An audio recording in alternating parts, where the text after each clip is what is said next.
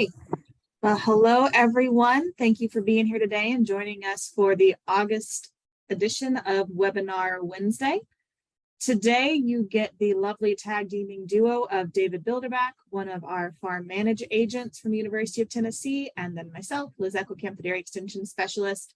And it's really going to be the David show, but you will be able to hear all of our lovely banter that usually happens when we do programs together. So you're either going to stick around for a long time or jump off in 5 minutes. It's kind of how that tends to go. So David is one of the area specialists down here that is about to be state level specialist in theory. No, that's done. It's extension specialist now, but I'm David. It's Never still mind. work. David, Yeah. the specialist, does a lot of stuff with farm economics and has a big focus on dairy and has developed quite a few tools to help us make informed decisions around a variety of topics, including milk quality, culling decisions, and where do we need to start focusing a little bit more to improve farm efficiency. So that's what he and I are going to be going over today. We're going to show you some of the tools and how to get to them on the website. And if y'all have any questions, feel free to unmute and ask them. David and I both like questions, so that will not bother us at all. As a quick reminder to make sure you get meeting credit for being here today, be sure to fill out the post-completion survey that I've just thrown in the chat. For any of you listening on the phone, I will be sending that link out in the follow-up email, and you registered, so you got the first one. I'll make sure to send you the second one. And I'll send that link through that email as well, so you can make sure that I know who you were today, because Home's iPhone and phone numbers, I would love to say I'm omniscient, but I just don't know who you are. So make sure you fill out the survey afterwards for credit for being here today. All right, David, what are we starting with? All right. Well, I'll just do a quick dairy gauge update and then go into the other stuff. That way, if people are running behind, they'll catch the other part. All right, so everybody seeing the PowerPoint? So I'm not going to go into it with dairy gauge. These are sort of some preliminary 2021 results that we've seen so far. I don't have Kentucky or North Carolina yet. These, of course, are partner sponsors that are helping out with North Carolina and Kentucky. So far in Tennessee, we've collected 47% of the milk produced in the state within this information in this data set of the 508 million pounds that's been produced. The total number of cows within the group is a little under 10,000 cows total. And the mean is right at 650 cows with an average pounds of production at 24,700 pounds. So just what I really wanted to key on is show some of those difference between 2020 and 2021 and sort of talk about some of the difference that I'm sure you all are seeing in 2022. But if you look at the major difference here between 2020 and 2021 in the income side of things, government payments are significantly different than they were in 2020 versus 2021. As we all know, with a lot of the COVID relief funds and all that stuff that was given out during 2020, and most of the 2021 funds were some COVID relief funds that came in there, I think right around January or February, that came through your marketing agency. But if you look, of course, overall that brought down gross farm income. But if you look, milk, it went up a little bit, but not too much. But then on the different side of the spectrum, as you all know, you went through it, the variable expense, if we look at feed went up 11% with these 9 dairies. It's the 9 that I've collected that are the same in 2020 and 2021. So these are 9 of the 12 that I've collected this year that I've collected in both years. And fuel's up 56%, and labor is up 16%. Total cash farm expenses is up right at 9%. So it's pretty close to that inflation number that we've been seeing through various reports. But if you look at net farm income from operation, a significant decrease there, 52%.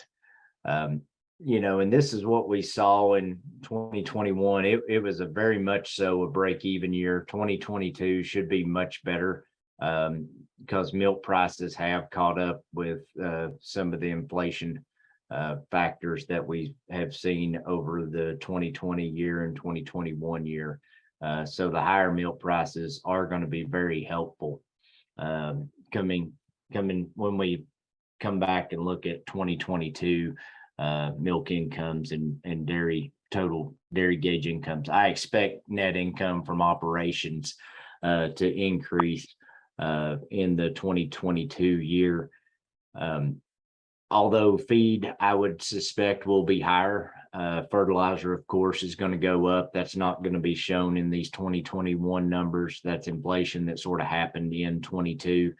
So our cost of production is going to be higher. A group of farmers here in East Tennessee, we were meeting, and we took the 2021 numbers from that group, and we sort of just played with the numbers and said, okay, fertilizer is going to go to this percent, up this percent.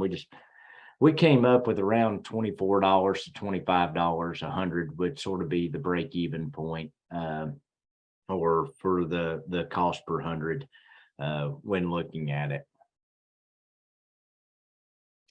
Just some other things just to show you the difference between 2021, 2020. You can see income per cow was down. Debt per cow has increased a little bit, as we would expect. In more of a break-even year, we would see that go up to some amount. Some of that's due to investment as well, with this small of a sample size. But asset turnover ratio went down. Current ratio actually was a little bit up with this group. The one thing that we have noticed so far with the 2021 data is that farms are still pretty current, and I expect that to be really strong in 2022. So remember, your current ratio is your current assets divided by your current liabilities. So basically it just measures your ability to make the payments and keep things going. This is an issue in the western part of the state with row crop producers, that I would expect to get really tight with the drought situation that they're in coming this next year. That could play an effect there. Thanks for explaining that, David, because I always look at this and have to remember what they are and how they're calculated. So what's a good current ratio? Just above 1.5 to 2 is where you want to be. So this little data set, they're in sound financial situation. But when you look at the operating profit margin here, this is what I wanted to key on here. So this is the income, basically what's remaining to pay those principal payments, all those other. You want to be above 25% is where we'd like to be. And you can see in 2020, we were there, but if you take those government payments out, we're probably not. And you can see how that was reduced to 11% in 2021. So there just was not much money made over for those payments and those debt loads.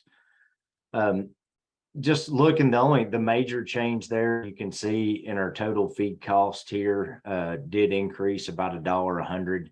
So, and if you look at your purchase feed percentage was right at 40% last year, and total feed cost was right at 61.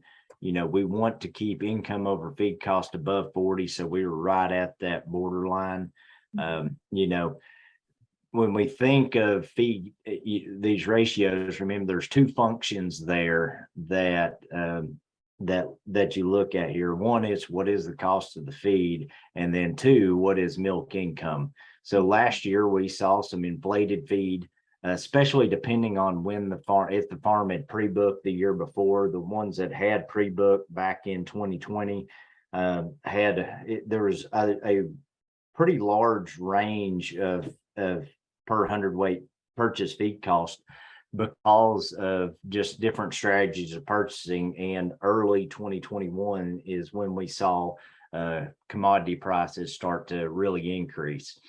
So I expect to see that go down this next year, not because feed is going to be reduced, but because average milk income is going to be significantly higher than it was in 2020 or 2021. So that functionality I do expect to get back in line and look more like 2020 than 2021. We're going to go over the website in a minute. I just wanted to pop this little presentation up real quick to show sort of an update there on Dairy Gauge. And Liz, you know, yeah, don't save. So I'm not going to talk just quite about the tool yet. Instead of showing it in that PowerPoint, I wanted to just jump into the website. So we picked a really hard name for our website. It's, well, you could just go to UT Dairy and show them how to find it. Or I just go to UT Dairy Gauge. Sorry. That's fine. I Google everything. Oh, she even cleaned up the website. I did. I fixed it while we were talking about it earlier. So typically there is a terrible video of me over here telling you how to use the spreadsheet, but apparently I deleted that off of my YouTube page the other day when I was cleaning it up. So it was a broken link. But this is sort of a informational video that Charles Denny did for us on UT Dairy Gauge. Just talking about the program. The actual spreadsheet tool is downloadable here. You're welcome to download yourself, but you know, give us a call. We'd love to come out and work through this with you. My contact information, Liz can get that out to everybody that's on the call, but we'd love, I'd love to come visit you and look at your operation and go through this process with you. So that's the actual tools. Then we also have some publications that we have put together explaining all these ratios. You know, this is a user guide telling you how to utilize the tool, and I totally got rid of the whole dadgum thing. UT. Yep. Sorry about that. So we do have these publications on here though that you can look at, and it explains all those ratios that I quickly went through. You know, when we do in-person meetings, I spend a lot more time going through those ratios, what they mean. We can even talk about how to calculate these ratios, but you can see here we analyze, we give you the ratio, how it's calculated, a little bit of an overview on it, and then sort of what the goals are for Great Watch and Investigate. Also, we have the reports up here, so you can download the 2020 report, which is the full report, and you can see I break it down by multiple factors here. So if you look at it, well, that got a little bigger than I meant for it to, but I want y'all to be able to see it. You can look at the total farm reports here. You can look at less than 400 cows, greater than 400 cows. You can look at just Holstein farms. You can look at Holstein farms less than 400 cows. You can look at Jersey cows, Kentucky farms, Tennessee farms. So that's the total statewide, or that's the total report on there. I do have a preliminary Tennessee report. You can see there's not as much there yet, but I just went ahead and kept the same format just to save time. And we'll add to this, but it's got the Tennessee report, which I need to update because we have 12 now, and then it breaks down those ratios and stuff. I don't post anything to the website until I have around 10 observations. So every year, once I get 10, typically that's the Tennessee side. I'd normally get the other states here in the next month or so. And that's when I'll update this and add that for the region-wide report. So the contact information here at the bottom, as you can see, for here, this is myself and Liz, and then for Kentucky is Jennifer and Jerry Pierce, and North Carolina, Brittany is probably your main point there, and Stephanie. Liz, is there anything you want to touch on the website? Not necessarily on the website, but there were a couple of other things that I wanted to chat about super fast. And that was thinking about why the Dairy Gauge program is important. And we kind of saw that we have a lot of data that we can work with as far as what does it cost to dairy in Tennessee and what does it cost to dairy? We're trying to get the whole Southeast, but right now in North Carolina and Kentucky and Tennessee. And one of the reasons for that is we don't have a lot of detailed information like we do in some other parts of the country. We get a lot of information from the Northeast, a lot of information from the Midwest, some from California, some from Texas, but we don't have a lot of data out there saying, what does it really take to be a dairy farmer in this region? What are our input costs? What are our normal ratios? How are we benchmarking against each other and against the country? And those are the kind of hard data points we need to be able to hopefully positively affect policies that are made at the federal level for dairying in this part of the world.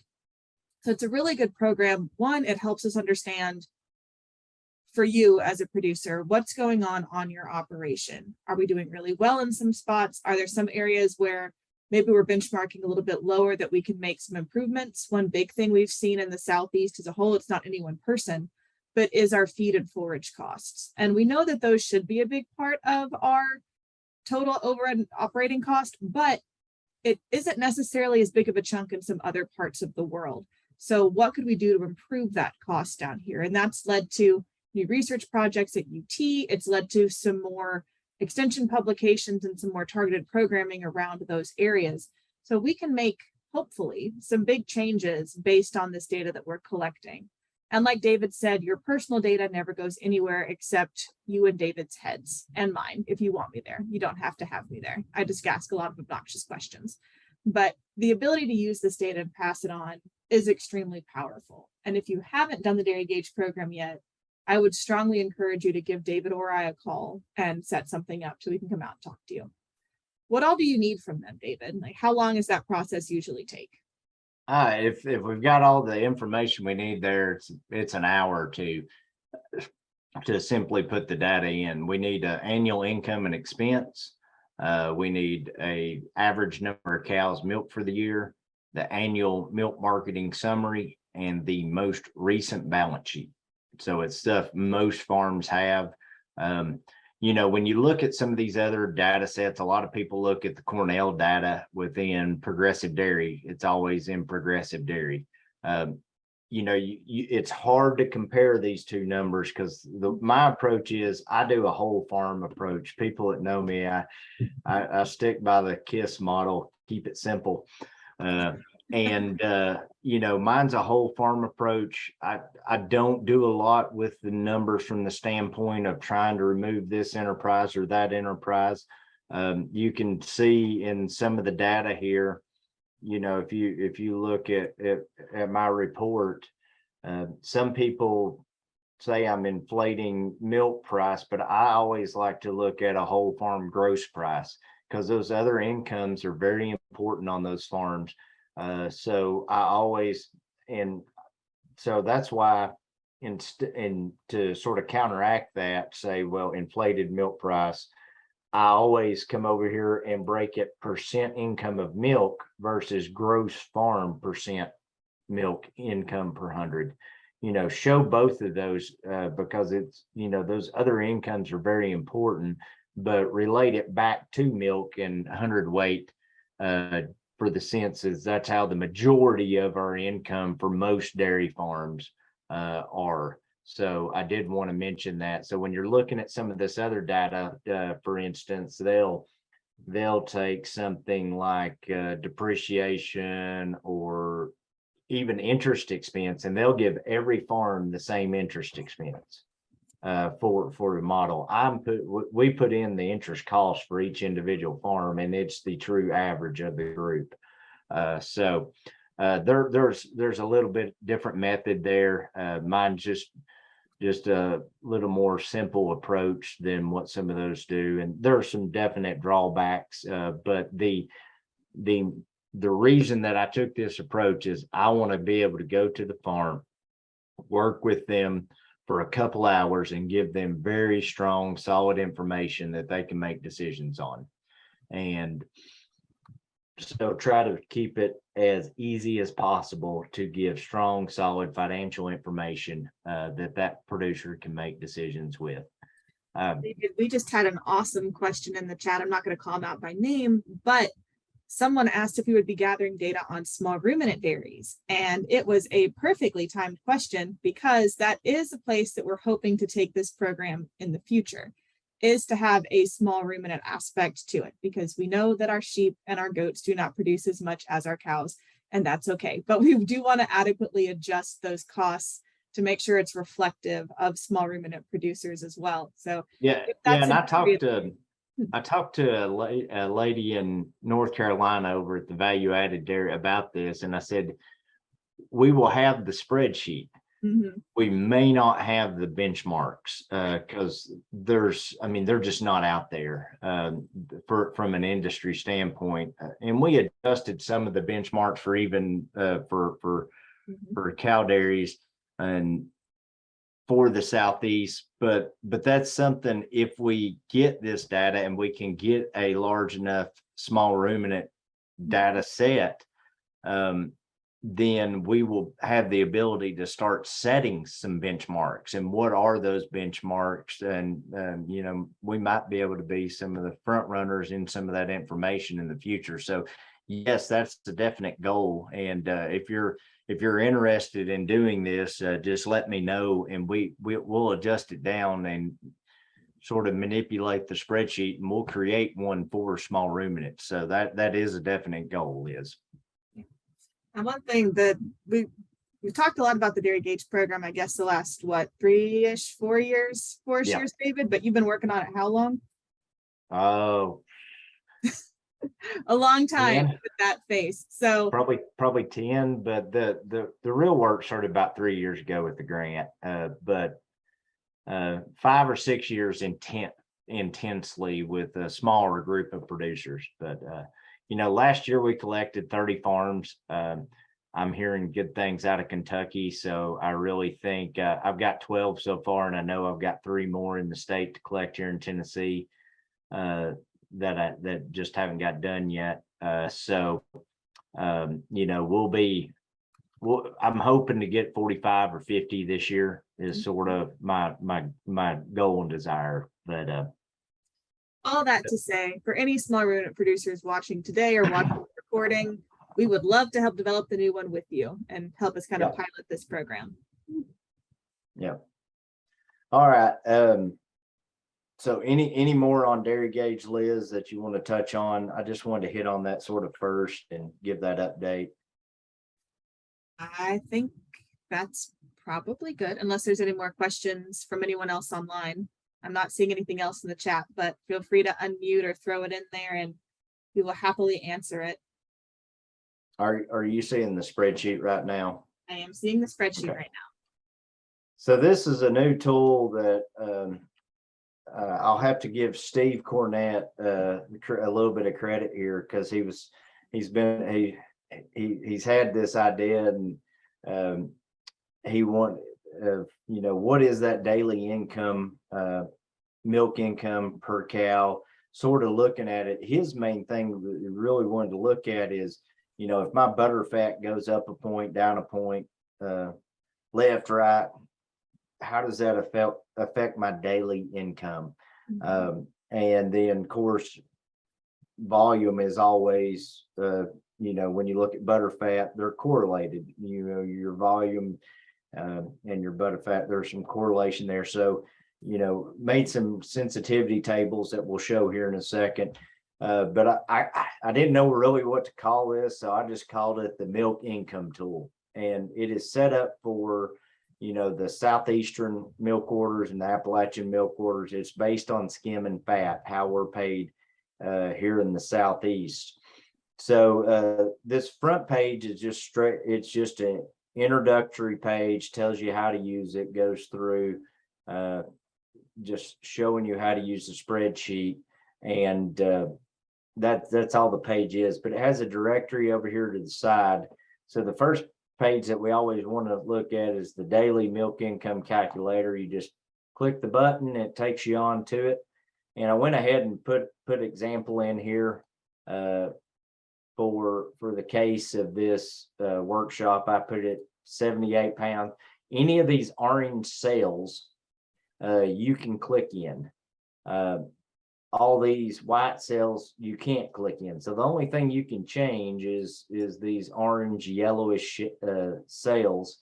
So you put in the cow's daily average, put in what your butter fat was for that month or the last time you had tested. And then I just put in the uniform Appalachian prices. I just went and pulled the uniform price and put that in there. So you can take your last milk check, get the skim price and your fat price off of the milk check, and that calculates your hundredweight price. It should be very similar to, if not, it'll be maybe off pennies due to rounding or something like that, but should be very close to what's on your milk check. But then that's also calculating a daily income for that animal. So this cow is earning you $22.23 a day. That's how much money she's bringing in. And then it calculates an annual 305 day milk income for that cow. Then we also know there's some premiums out there depending on who you sell with. I tried to capture all those type premiums. You could call them something else and put them in here. So, if your PI is at a certain level, you get a premium. Somatic cell count, depending on the level, you get premiums there. And then there's a volume bonus. And sometimes, depending on the year, we get seasonality bonus as well. So we've got a place you can just type your premium in there and the amount, and it will calculate your total premiums and then add that to your price for your milk. So you can see on this farm, per 10 farm here, the price for milk is $29.17 a hundred, and the daily income is $22.75. So with that said, you put this simple information that you already have on the farm, and then it calculates this sensitivity table for you.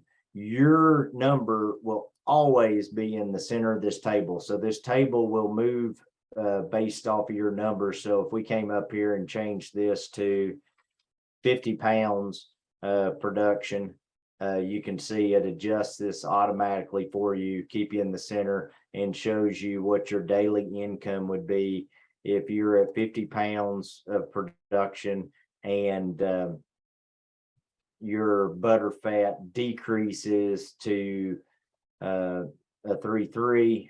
It shows you that change in daily income. And if you increase and from a volume butter fat and you stay at 50 pounds, it shows you what that increase would be. So basically it's just a sensitivity analysis based off of butter fat and volume is what you're looking at. So what the butter fat is and the volume. So the one thing that you can do on this page is say, you can always come up here and, change your butter fat to, let's say, 4%. and go down, look what happens to your pay prices and change it on the sensitivity analysis. So it's just a quick tool that you can put a few numbers in and see how that changes. If you want to override your premium that you put in, see how that change, you can change this and go in, make that 5 cents, and it automatically will pick up that 5 cents instead. I'm having a formula issue. I'm going to have to fix that. I know why it's doing that. I made a change earlier, so it's not overriding that, but it will override that. We'll get that change made. So a really good place that I think to look at that would be with somatic cell count. And Yeah. if we can see that dropping, there was a really good calculator tool out there from University of Kentucky, but unfortunately Adobe is no longer supported on any internet. So we can't use those tools anymore. But we could use that tool to see what it would do to our somatic cell count premium and our overall financial premium if we culled some high somatic cell count animals from the herd. And we can do something similar to that here, where we have our somatic cell count quality premium, or either maybe we set it to 0 and what our premium would be if we made it to that next tier. And we can see what that opportunity cost would be if we culled a few of those cows from the herd to reduce our somatic cell count down to capture that premium, if that is something that you still have on your milk check. So we'll put that back to 80 pounds and a 3.8 for now. Put her premium back at that. So when we look at this, so we have this basic sensitivity analysis. If we want to look at the annual milk summary, this gives you that same information. You don't even type anything on this page. You change it all back here at the daily milk calculator, but this will give you that annual number to sort of show you that 305 day, how much income will that cow produce this year. So just sort of gives you an annual look at it and through that sensitivity analysis. My favorite part of the spreadsheet though is the daily milk income over feed cost. So you can see here, it's automatically pulling in our information from that we put in on the first page. Now, if I want to override that and change the volume, I can change it to 78 just by changing the override option to yes, and then typing in the new number that I want there.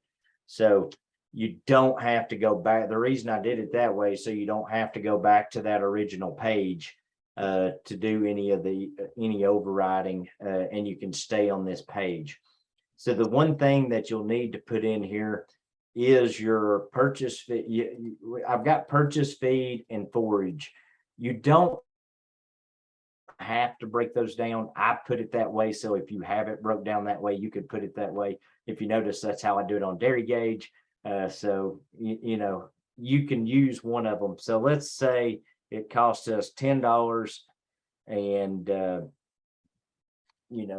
I don't know, say it cost us $10.50 a day to purchase feeds to feed her in a day's time, and her forage is $2. I'm totally making these numbers up. Okay, don't go back and say, hey, it costs this much. That UT guy said this is the cost, but I'm totally making numbers there up. But you can see that's getting our total feed cost. We had our daily milk income is 23 with premiums. It's 23.82. And then another thing you may want to do and put in there is some just variable overhead cost. Most people, I put the option there if you want to say, okay, there's other expenses that she has daily, and I sort of want to cover those expenses other than feed. But what this does, and what I really like about it, is this blue box right here. So if we look at this blue box, it gives us what our break-even daily production is. So if she's not producing 42 pounds a day, she's not covering her feed cost. And that's where I really like this spreadsheet. I think that's where this tool has got the most benefits because one, it's simple. You don't have to put much in, but we can come up here and say, well, what does that change to if it's a 4.0? You know, currently that would actually bring it down to 41 pounds of milk. Don't know why I'd bring it down. Because she's got higher premiums on that butter fat, so That's you'd true. need less production with It'd that be higher less, butter. yeah, less production to bring it down. Yeah. that And this makes is sense. why we like decision support tools, because it helps us visualize all of those things that we saw on page 1, but don't always have the ability to fully So if you- retain on page if- 3. Yeah, so if you bring it to a 3.5, if we come in here and change her butter fat to a 3.5, so it brings that down, it brings all this payment down. Mhm. So her break even, it's more pounds. So, you know, if this may show us times when it's time, if she's not bred, Mhm. it's time to go ahead and cull her off. So you can put in a daily variable if you want a little bit of wiggle room there above your feed cost. You could say $2. Then you can see what it does here. You get her total feed cost. If she's not bred back and she's producing 43 pounds of milk, you're better off at that point. She's not going to gain milk more than likely at that point. You're better off to go ahead and cull her off and then you're spending more money on a daily basis on her than she's bringing in. And then if you wanted to have sort of that wiggle room between the two, you can see it's actually, in this case, it's 50 pounds because of variable costs. And these are totally made up numbers. We'd need to put in real farm numbers. But to me, that's where it really starts showing the value of this spreadsheet. And then if we look here, that's the same sensitivity analysis, except it's just that margin. So if you move volume versus moving butter fat, what happens to that margin for that production?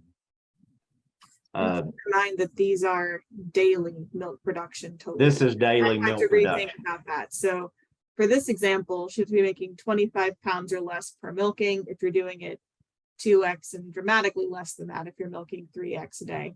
So she's probably a candidate for you already to think about drying off, removing from the herd, but can just help provide some more farm specific information to those numbers. Because again, back to that other dairy gauge tool, looking at farm finances and your break-even costs, we can get your farm's purchase feed cost per hundredweight, your farm's purchase forage cost per hundredweight, your true variable cost to help plug all those numbers in there. So you can make all of these decisions with your true data and see what those numbers need to be on your herd, because we are well aware they're not the same for everyone, which is why we love these tools that can be personalized to what your particular situation is.